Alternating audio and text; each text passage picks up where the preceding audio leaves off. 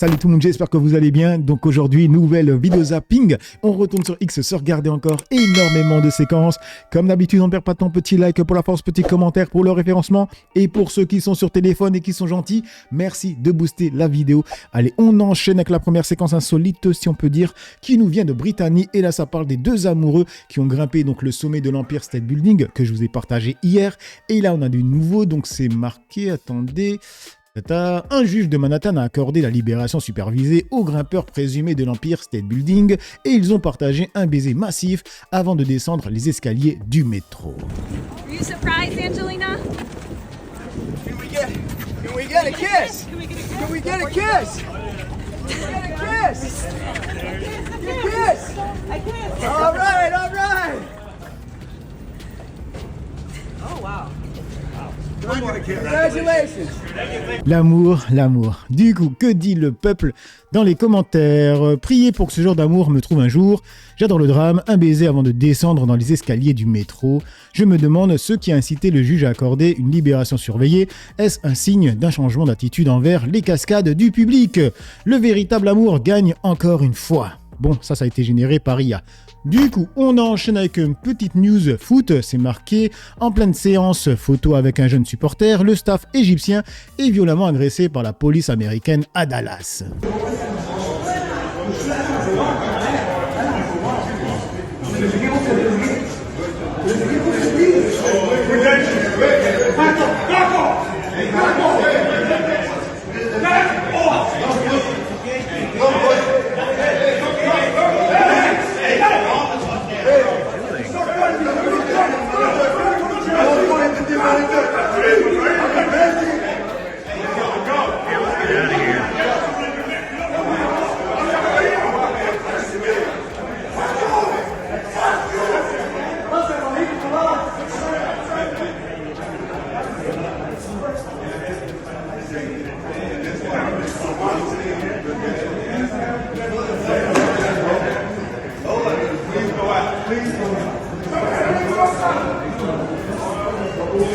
Alors, dans les commentaires, est-ce qu'on sait pourquoi d'ailleurs?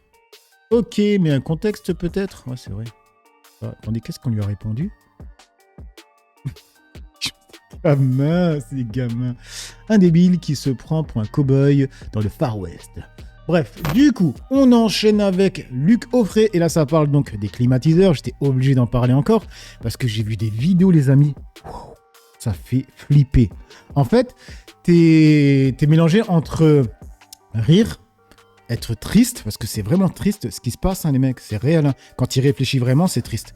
Et rigoler, ou bien, tu dis c'est pathétique. C'est une folie. Du coup, c'est marqué, les climatisateurs et ventilateurs sont pris d'assaut au Lidl de Nanterre. La porte du magasin a été arrachée, quelques bagarres. La police vient d'arriver sur place.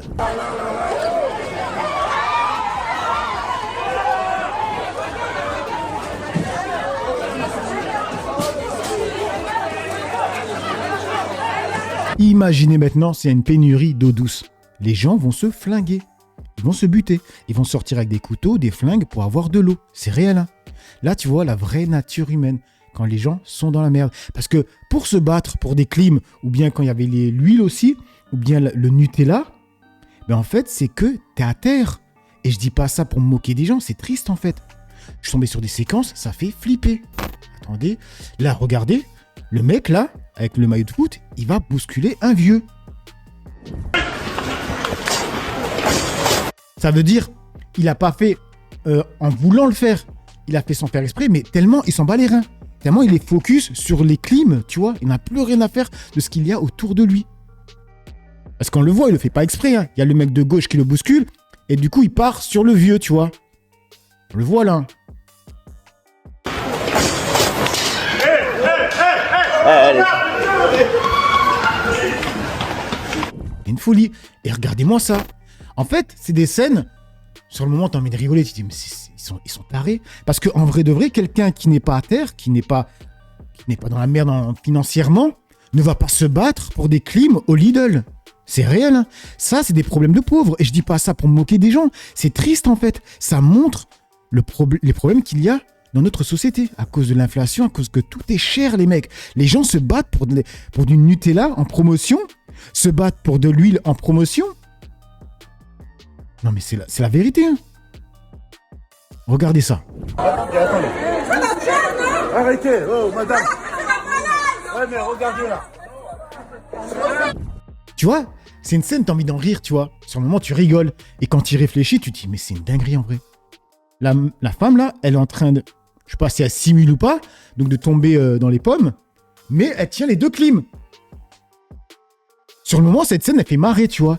Et quand tu y réfléchis, tu te dis, wow, on en est là. On en est là. Et en plus, là, les scènes que je vous montre, c'est rien du tout, les mecs. Hein. C'est rien du tout. Moi, j'ai vu des scènes, c'est... laisse tomber. Franchement, laisse tomber. Maintenant, on va sur French Report et regardez les gens qui ont acheté des clims. Certains les revendent. La clim, elle valait 180, je crois, 180 euros, 179. Et maintenant, ils les vendent 900, 700, 750, 700 euros sur le Bon Coin. Donc, en fait, il y a des gens qui sont en galère. Tu vois, vraiment, eux, ils sont en galère. Il y a des vieux, hein, ils viennent parce que, voilà, il faisait trop chaud avec la canicule et tout. Ils sont vraiment en galère. Ils n'ont pas beaucoup d'argent, hein, sinon ils ne vont pas venir se lever très tôt le matin pour acheter des clims au Lidl. Hein. Non, ils auraient commandé sur Amazon ou bien même dans un magasin où c'est cher, tu vois, même si c'est vrai qu'en ce moment, les livraisons, c'est compliqué.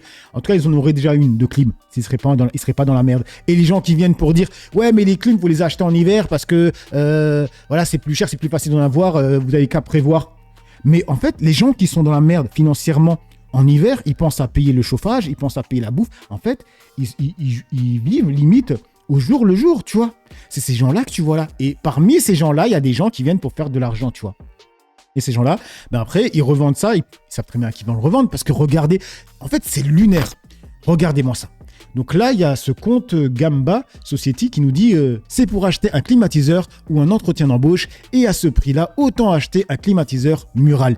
Et les mecs, regardez bien. Donc d'abord, c'est 900 euros, ok. Mais le mec, il a mis quoi? Attendez, je vais vous montrer parce que c'est une dinguerie. Donc il a marqué de ce fait, merci de décrire votre situation et vos motivations dans votre message. Donc le mec, il sait pertinemment, parce que là, c'est comme s'il disait, si vous êtes dans la merde, je vous le vends à vous. Donc, il sait pertinemment qu'il fait du business sur la misère. Moi, c'est ce que je comprends, les mecs. Hein. Moi, c'est ce que je comprends. Hein. C'est une folie. Donc là, il vise donc, des gens qui sont dans la merde pour leur vendre à eux. Mais il allait le matin prendre ce produit qui était pas cher pour les gens qui sont dans la merde pour ensuite le revendre plus cher à ces gens-là. Tu vois l'idée, hein. Et le pire, regarde, mais c'est vraiment le monde de South Park. Donc là, c'est marqué, le pire, c'est ça, seul avec un agent de sécurité. Regardez ce qu'il a mis dans l'annonce. Attention, la transaction se déroulera entre moi et l'acheteur, seul, non accompagné, dans un endroit sécurisé et surveillé par un agent de sécurité dont les honoraires seront à la charge de l'acheteur. Moi, je me dis, c'est un troll. C'est pas possible. C'est pas possible. Mais vu dans le monde dans lequel on vit, ça peut être réel. D'accord ?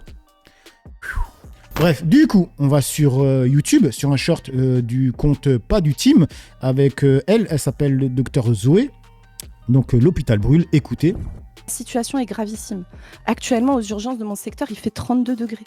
Dans des trucs où les gens sont à touche-touche dans des box à 3. J'ai vraiment cette sensation de revivre le Covid en EHPAD pendant la deuxième vague, où il n'y avait pas de place à l'hôpital et où tu te retrouves dans des EHPAD où tu as 40 personnes en détresse respiratoire en même temps et tu as des putains de connards qui viennent te dire « Ah mais c'est qu'il n'y a plus d'argent à cause des retraites géantes des boomers. » Putain, les retraites géantes des boomers, sérieux, chez moi, c'est que des épouses d'agriculteurs qui ont 800 balles par mois, mais allez vous faire enculer, en fait, à un moment, tout le monde n'est pas ton père pété de pognon, en fait. Ça suffit, quoi. On n'a pas assez d'infirmières libérales pour aller poser des putains de perfs au domicile pour les patients âgés qui ne peuvent pas boire eux-mêmes.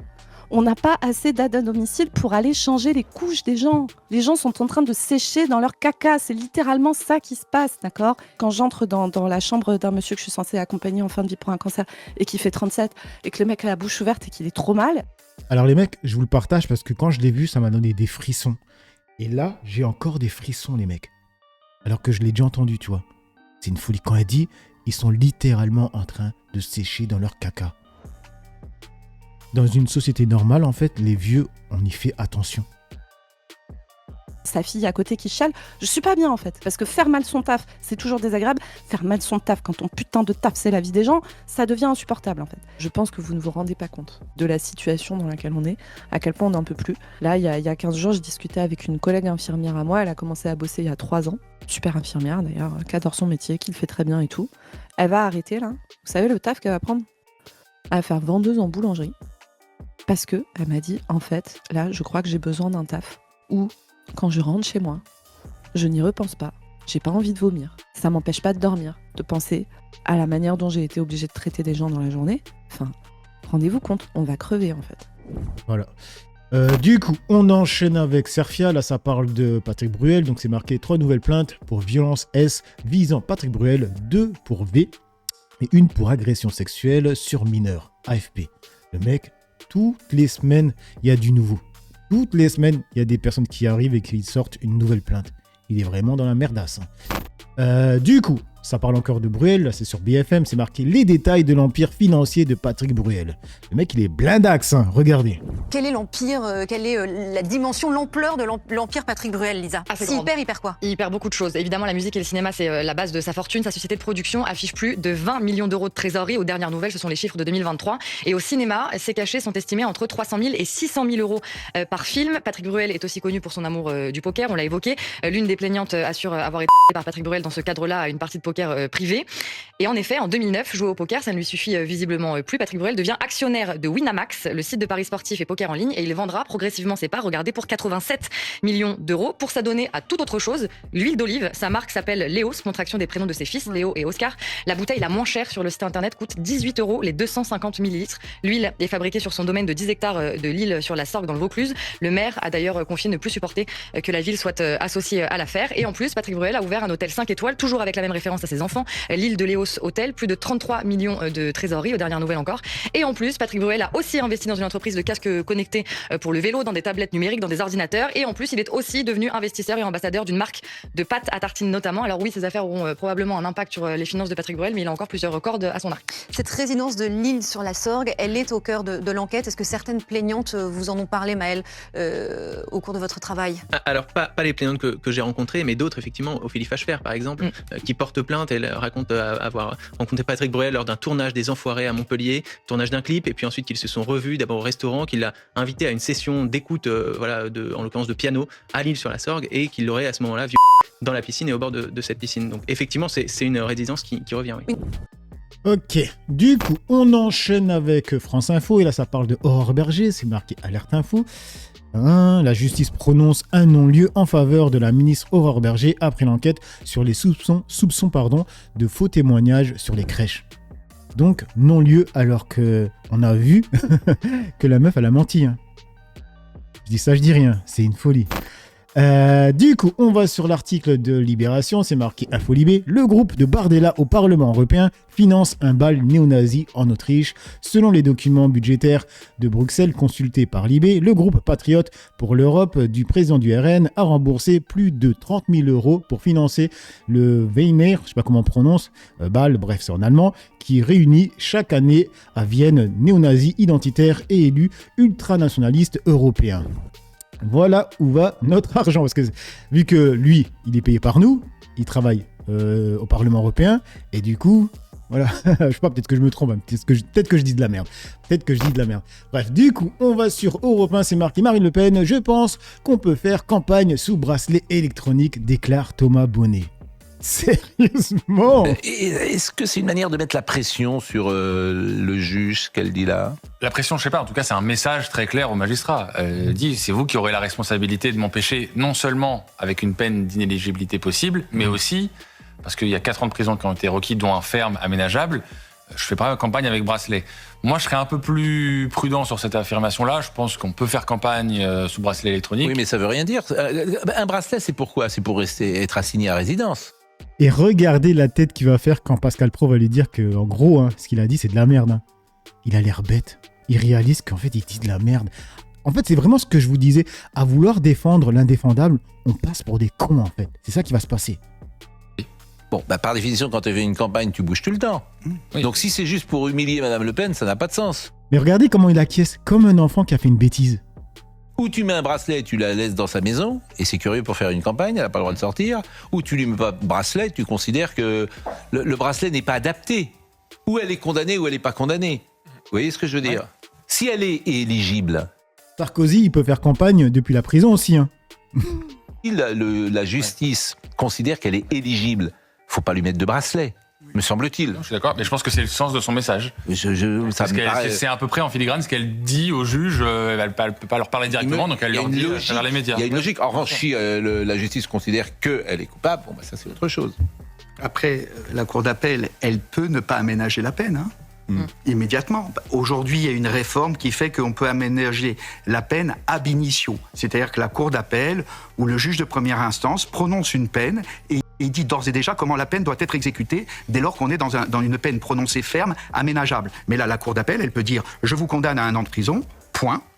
Et là, il appartiendra ensuite de recevoir une convocation du juge d'application des peines qui vous dira comment vous faites l'année de prison. Il se passe quoi pendant ce temps-là ? Rien, vous êtes libre. On a beau voir qu'elle fait tout pour se défendre face au harcèlement judiciaire qu'elle subit, mais qu'elle ne s'accrochera pas à tout prix. Et je crois que c'est aussi l'honneur de la politique de parfois savoir organiser sa succession. Elle l'a fait avec Jordan Bardella et trop peu de politiques l'ont fait avant elle, il faut le souligner, je crois. Harcèlement judiciaire. Personne t'a dit de faire des détournements. Hein. Mais le Thomas Bonnet, il a dû se faire engueuler après, je pense. Il y a Alexandre qui dit il ne doute vraiment de rien. Le même minable aurait hurlé à la mort si un autre candidat avait fait de même. Pauvre demeuré la honte. Du coup, on passe sur ces news. Et là, c'est avec Bruno Le Maire. C'est marqué ancien ministre de l'économie et des finances revient sur les responsables de la lourde dette de la France. Il dit nous sommes au bord du précipice financier. Vous vous rendez régulièrement dans un restaurant. Il y a un père de famille qui refuse de vous serrer la main. Il dit vous avez ruiné nos enfants. Je vous serre pas la main à cause de la dette. Qu'est-ce que vous lui répondez ? Vous passez votre chemin ou vous vous asseyez ? J'aimerais bien le revoir, ça tombe bien parce que je vais retourner faire de la montagne cet été, donc peut-être que je rencontrerai à nouveau et je pourrais lui dire mais regardez, aujourd'hui vous avez 285 milliards d'euros de dettes supplémentaires depuis que je suis parti. Donc c'est bien la preuve et d'ailleurs il donc était c'était convaincu. pas de votre faute, c'est ça ? Ils ont vraiment aucune honte. Aucune honte. Quand on les écoute, c'est jamais de leur faute. Et là, ce qu'il est en train de dire, c'est que il a minimisé les pertes en fait. On devrait lui dire merci. Je prends toute ma part de responsabilité. Sans doute qu'il aurait fallu encore plus de fermeté dans les messages que j'ai passés, dans les décisions que j'ai prises. Mais enfin, je les ai prises seul contre tout le monde, je le rappelle. Oui. Pour sortir de bouclier tarifaire. Oui, mais alors claquer la porte, je vais vous dire, c'est laisser les choses en l'état. J'ai claqué la porte en partant en 2024, je regarde le résultat. Vraiment, ils ont honte de rien. C'est une dinguerie. 185 milliards d'euros de dettes supplémentaires. Qu'est-ce que ça prouve ? C'est que le problème, c'est pas un problème de personne. Je vais vous dire, si mon départ a permis d'améliorer la situation, j'en aurais été le plus heureux, parce que je pense à mon pays et aux Français. Mais je constate que depuis mon départ, on a supprimé la réforme des retraites. On a augmenté les impôts sur les sociétés avec cette surtaxe à l'IS. On n'a plus de Covid. On n'a plus d'inflation. Et pourtant, on a 285 milliards d'euros de dettes. Rien ne le justifie. Bon, moi, je peux vous dire que j'ai protégé les Français face au Covid. Il n'y a plus de Covid, il n'y a plus de pandémie, mais il y a 285 milliards d'euros de dettes supplémentaires. Et nous allons tout droit, Laurence Ferrari, vers 6% de déficit en 2027. Donc c'est bien la preuve que le système est hors de contrôle, que la machine s'est emballée et que nous sommes désormais au bord du précipice financier. Bref, c'est lui aussi qui avait dit qu'il allait mettre la Russie à genoux, non ? Si je ne me trompe pas, du coup, on enchaîne avec Youssef, c'est marqué Jean-Luc Mélenchon, c'est Alain Soral, Flora Gebali, militante glucksmannienne, plus Mélenchon amplifie sa dynamique et donc dérange, et plus la bourgeoisie déraille. Mais Mélenchon, il est pas de gauche, il est pas démocrate et il est pas progressiste. Alors, donc en fait, je ne m'allie pas avec Alain Soral, c'est tout. Et donc je pense que c'est clair et net. Et bah je pense, Jean-Luc Mélenchon, c'est Alain Soral. Je ne m'allie pas avec Alain Soral, au même titre que je ne m'allierai jamais avec le RN. Très simple, basique. La manière dont vous, les petits gens de gauche bien propres, SOSDEM et pro-Israël, vous posez les choses en criant « Ah, je ne m'allierai pas avec Alain Soral », mais en fait, vous faites le jeu de Mélenchon, vous lui apportez des voix. Attends, qui t'a dit que j'étais pro-Israël? Non, mais parce que c'est ça le nœud de la question sur Arnaud Montebourg. Pardon, sur Mélenchon, c'est ça le nœud de la question. C'est Israël le nœud de la question? Je crois pas. Bah oui, tu l'as dit toi-même, je m'allie pas avec Alain Soral, tout est ramené à ça. Mais le problème d'Alain Soral, c'est pas sa position sur Israël, d'ailleurs je la connais pas, je l'ai jamais entendu. Le problème d'Alain Soral, c'est qu'il est un antisémite. C'est qu'il est un antisémite notoire condamné pour antisémitisme. Et Mélenchon, il a été condamné pour antisémitisme. Ma position sur Israël, je te l'ai jamais donnée en fait. Mais Mélenchon, il a été condamné pour antisémitisme. Ma position sur l'antisémitisme, elle est claire et en fait, elle est républicaine et démocrate. Mais Mélenchon, il a été condamné pour antisémitisme. Parce que je suis universaliste et que je me bats contre toutes les discriminations. Elle fait comme si elle n'entendait pas la question. Est-ce que Mélenchon, il a été condamné ? Aujourd'hui, pour moi, quelqu'un qui est antisémite, ça veut dire que demain il sera homophobe, après-demain il sera raciste. Non. Que pensez-vous de ce que dit Arnaud Montebourg ? Alors, j'espère que je ne serai pas coupée, Alain. Hein, parce Non, que on va voilà, essayer, allez-y. On va se taire. je voterai les filles. Parce que les fous furieux, c'est Borne Thatcher avec ses 13 49.3, c'est Macron, c'est Darmanin accusé de viol, Laura. comment il s'appelle le monsieur handicapé, c'est pas parce qu'il est handicapé. Abad. Voilà, Damien Abad. Abad, Il ouais. est revenu à l'Assemblée nationale. Il a violé.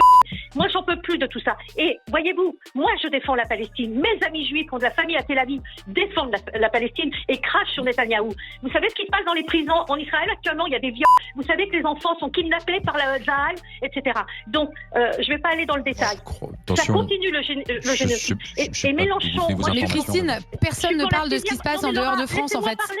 Vous aurez tout le temps. Allez-y, parce qu'il nous reste 40 secondes. Je suis pour la 6ème République. Moi, vous voyez, je suis en train de crever. Pas crever, mais je touche du bois. Je suis dans une passoire thermique. J'ai 38 dans mon salon. Voilà. Et Mélenchon, et les filles... Tout le monde Mélenchon est va vous parfait. rafraîchir. Mais non, c'est pas ça. C'est ça, voilà.